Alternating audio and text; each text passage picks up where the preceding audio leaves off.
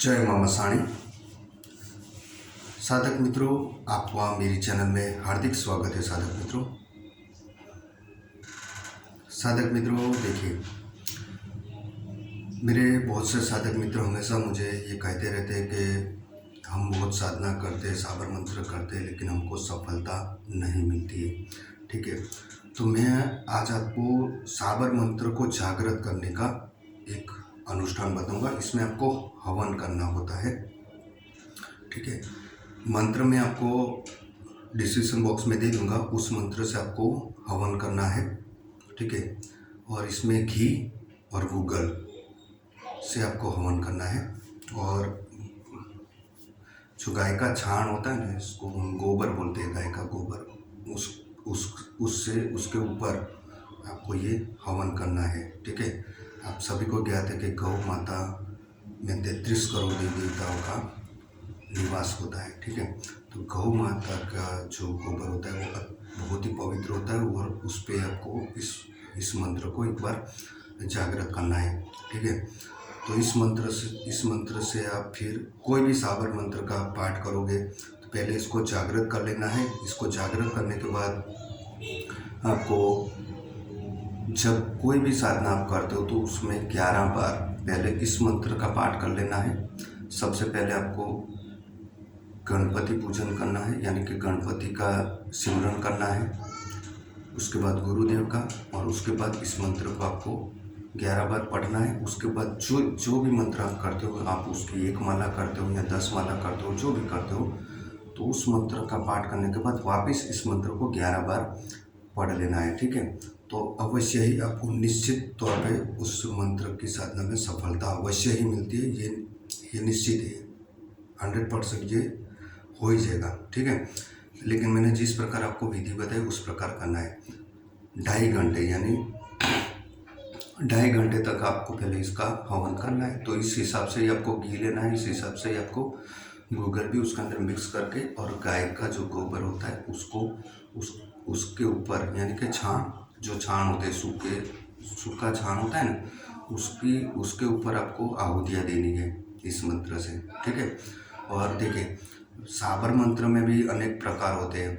ठीक है, जैसे बरभर, फिर बराटी, ठीक है, फिर उसी प्रकार से अढ़ैया, ठीक है, ये तीसरा, फिर चौथा होता है डार। ठीक है, इस प्रकार से 4 प्रकार के साबर मंत्र होते हैं। ठीक है, तो ये चारों प्रकार के साबर मंत्र में आप किसी भी प्रकार से, यानी 4 ही स्वरूप होते हैं साबर मंत्र, जो भी आप करते हो उसमें इन चारों में से एक स्वरूप, कोई भी एक स्वरूप का आप साबर मंत्र करते ही होगे। ठीक है, इसके अलावा कोई साबर मंत्र होता ही नहीं है।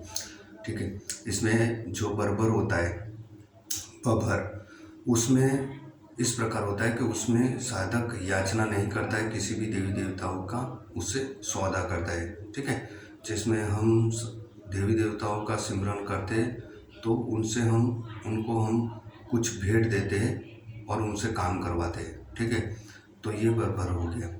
इसी प्रकार से बराटी हो गया। बराटी में हम देवी देवताओं का सौदा भी नहीं करते, ना याचना करते, हम उनको आदेश देते हैं। ठीक है, तो उनको वो कार्य करना पड़ता है। ज़्यादातर ये साधना योगी कानिफनाथ के जो कपालिक मत है उसमें ये ज़्यादातर ये इस प्रकार के मंत्रों का ज़्यादा चलन होता है। ठीक है, और अढ़ैया जो होता है वो देवी देवताओं का प्रत्यक्षीकरण, मान लो कि हम साबर मंत्र करते हैं, इसमें किसी भी देवी देवताओं का प्रत्यक्षीकरण करवाने के लिए ये साधना की जाती है, बराबर है। और इसमें ज़्यादातर 2.5 पंक्ति का एक छोटा सा मंत्र होता है।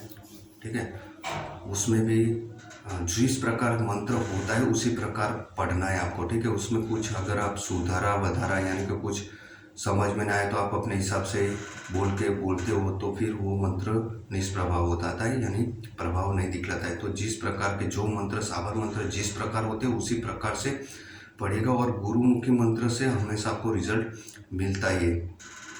और लास्ट में होता है डार। देखिए ये एक साथ अनेक देवी देवताओं का दर्शन करवा देता है। मान लो कि 4 वीर साधना, 4 वीर हो गई, फिर जो भूत साधना होती है 10 भूत, ठीक है, 11 भूत, तो ये सब साधना, फिर डाकिनियों की साधना, एक साथ अनेक प्रकार की डाकिनियाँ आती है, ठीक है। तो ये सब साधना होती है, ये डार में आती है, यानी एक साथ अनेक प्रकार के वीरों का जंजीरा, यानी अनेक प्रकार के वीर आपके सामने हाजिर हो जाते हैं। तो ये जो साधना होती है ये डार में गिनी जाती है, ठीक है। तो इसी प्रकार से अनेक प्रकार के साबर मंत्र होते हैं और उनमें भी ये जिस प्रकार मैंने बताया उसी प्रकार इसी तरह का अनेक वो होता है, ठीक है। तो मैं आपको ये मंत्र दूंगा और मैंने बताया उस प्रकार आपको इस मंत्र को साधना है। तो अवश्य ही आपको कोई भी साबर मंत्र मैंने जितने भी प्रकार बताए उनमें से अगर जो भी जिस भी किसी भी साधना आप करते हो, जो भी साबर मंत्र करते हो, तो उसमें अवश्य ही आपको लाभ होगा और अवश्य ही आपको सिद्धि मिलती है। मैं मंत्र आपको डिस्क्रिप्शन बॉक्स में लिख के दे दूंगा और मेरा व्हाट्सअप नंबर भी दे दूंगा ताकि आप ये साधना करिए और अवश्य ही आपको साबर मंत्र में सफलता मिलेगी, ठीक है। मेरा व्हाट्सअप नंबर भी मैं दे दूंगा, आप मुझे व्हाट्सअप करिएगा और मंत्र मैं दे दूंगा। पहले इसको आप कंठस्थ कर लीजिएगा पूरी तरह से और फिर इसकी साधना करना है 2.5 घंटे तक, मैंने बताया इस प्रकार, ठीक है। और अवश्य आपको लाभ होगा। जय मां मसाणी।